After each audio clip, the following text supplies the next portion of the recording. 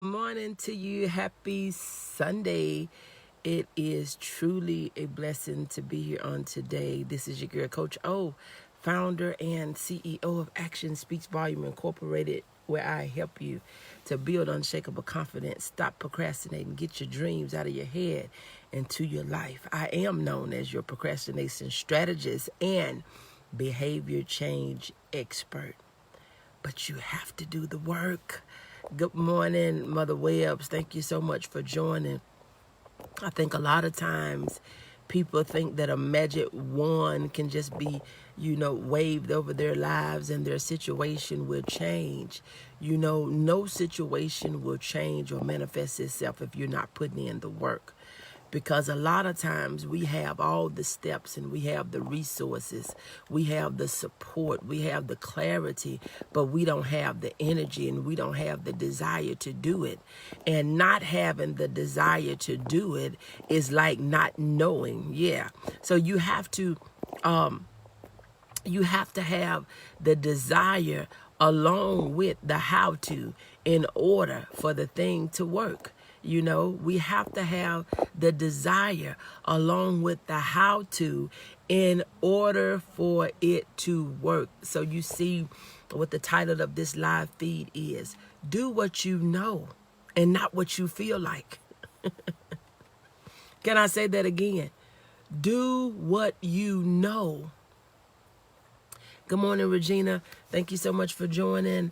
Do what you know and not what you feel like. A lot of times we want to only do the things that we feel like doing. Good morning, Dorothy. Thank you so much for joining. So I'm going to say that again. We have to do what we know to do and not just do the things that we feel like doing, because some of the things that we know that need to be done, some of the things that we know what to do, we know why we're doing what we're doing, we don't feel like doing them.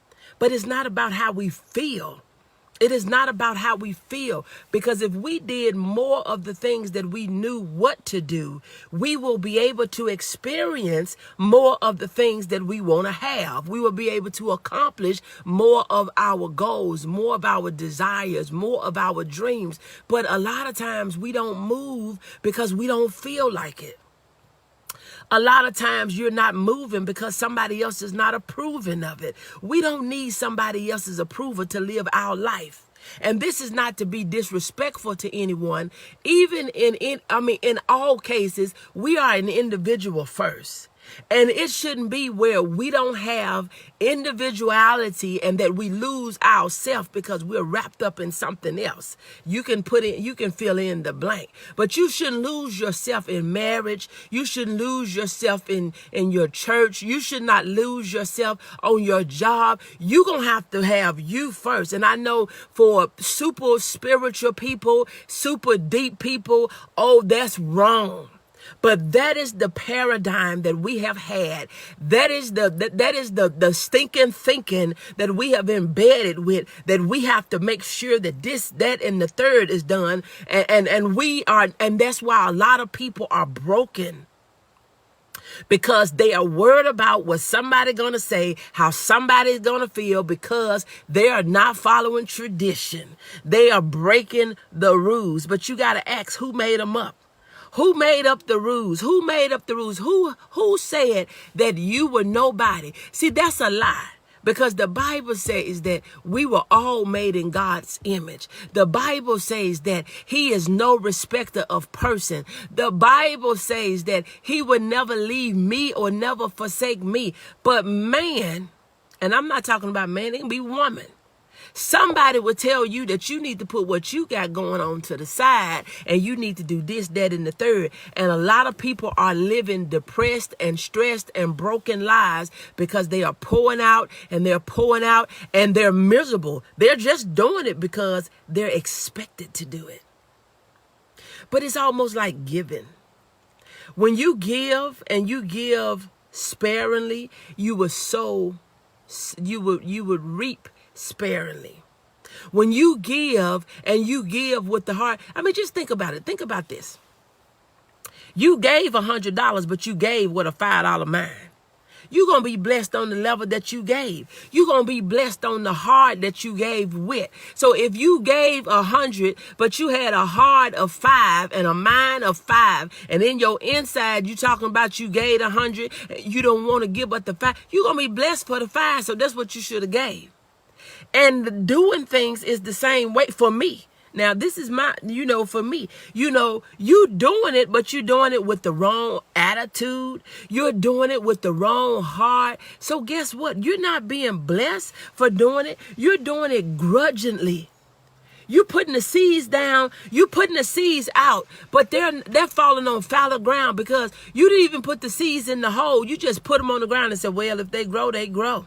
If they catch root, they catch root. You know what, you just throwing them on top of the ground. You haven't did anything that will. Now, it may be a miracle, but if you know you just threw them seeds on top of the ground, you not watering them, you just put them on top of the concrete, you know them seeds are not going to grow. So we do godly stuff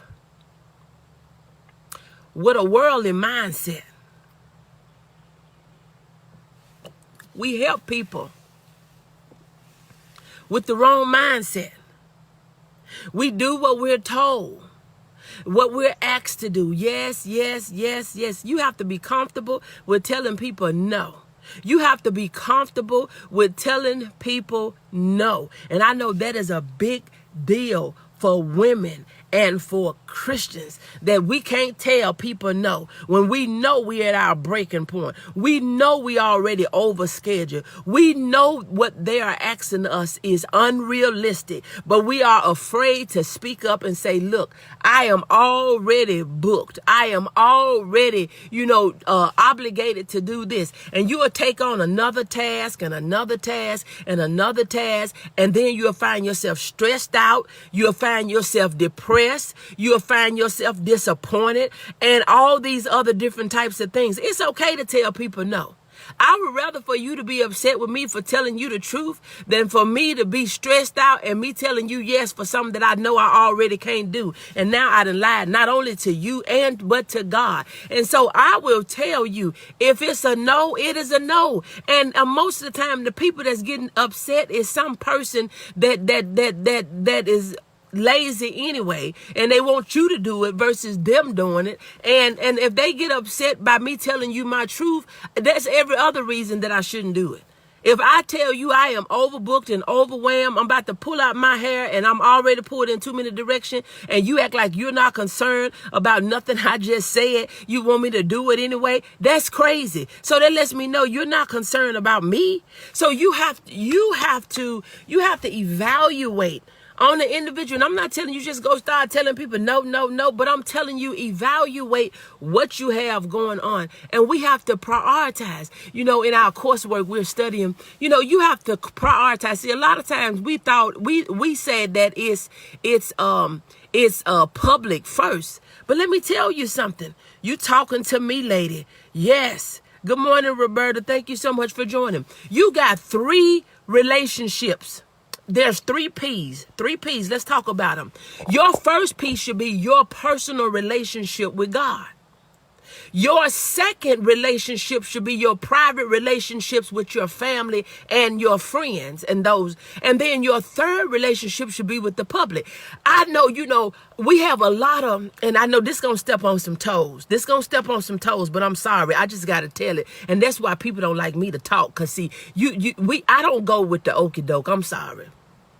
But a lot of times, so your public relationships will be like your job and would be like your church. Now, we know we have obligations with church because the Bible tells us to fellowship, and he said to build his house, and we know that we have an obligation, and we would know how to manage that if we had a good personal relationship with him, which should be priority over any other relationship. But a lot of times we think that people feel like if everybody went on this same system, everybody will know where everything is coming from. But you got worldly people trying to work with spiritual, godly people, and then they don't understand. So they feel like that you should break up your home and your marriage, that you should lose all your stuff to be able to do for them. Can I help you this morning? Can I help you this morning? So a lot of times you're building up marriages while yours is being broken apart because you got this paradigm and this concept, this perception to think that you got to do this, you got to do that. People got to stop having these unrealistic expectations of people in leadership as if they're not human and as if they don't have a personal life.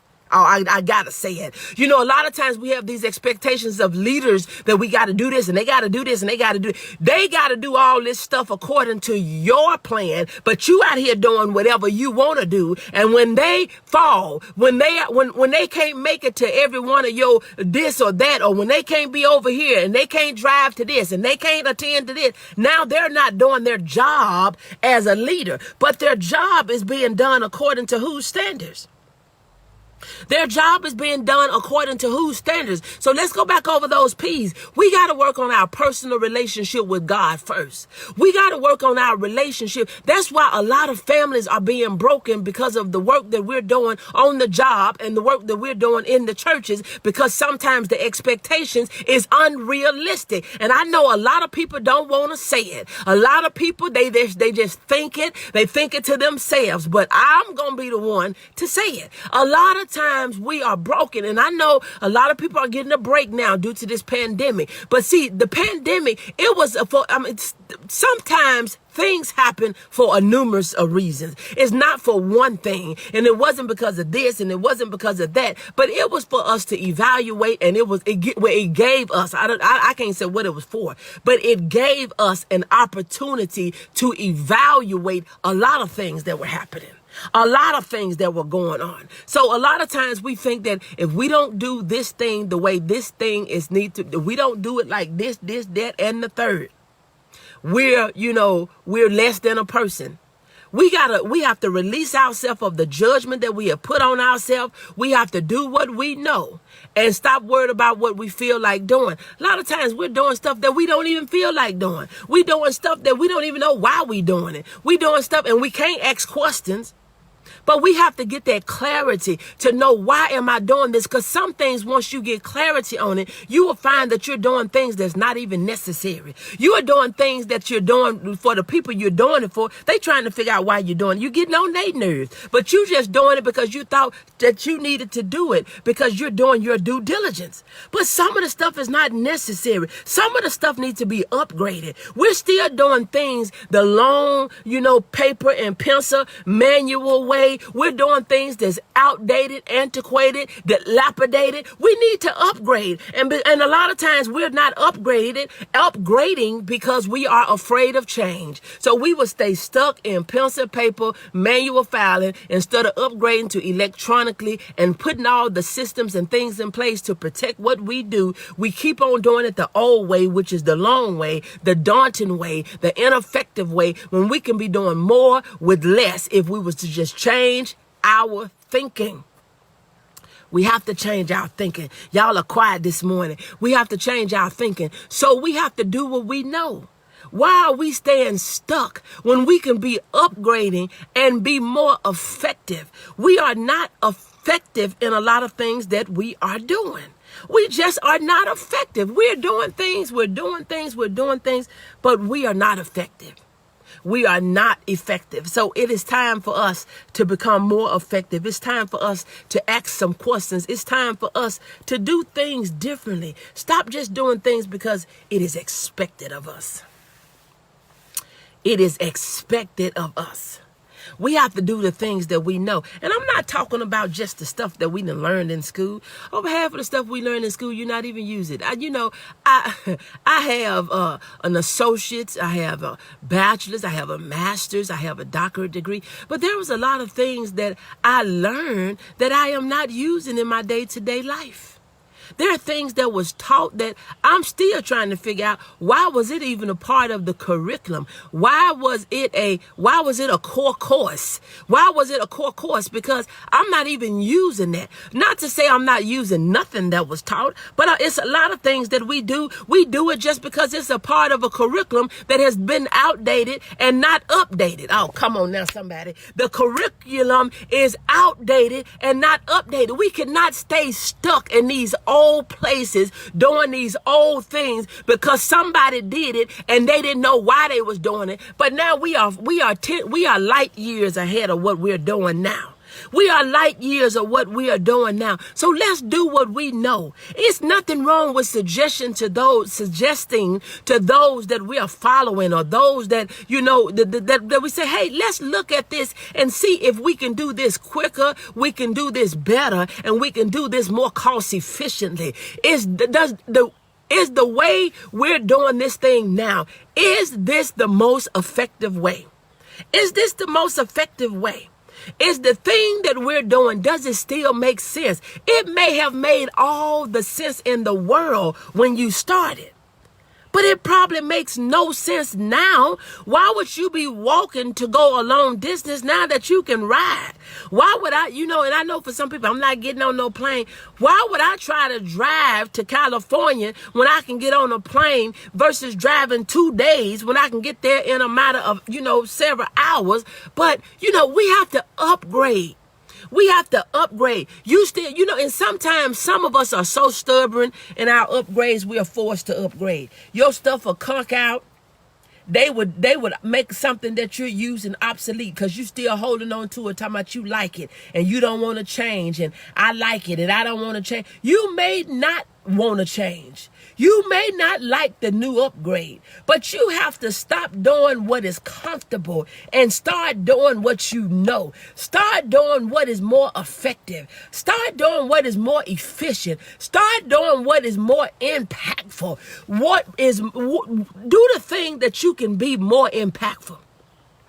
More impactful, where you can help more people. Right now, you're doing a thing you maybe just can help one when you could be helping 10. You could be helping 100. You can be helping 1,000. You can be helping 10,000 or 100,000. But right now, you're limiting yourself trying to be in one location doing one thing. We're limited.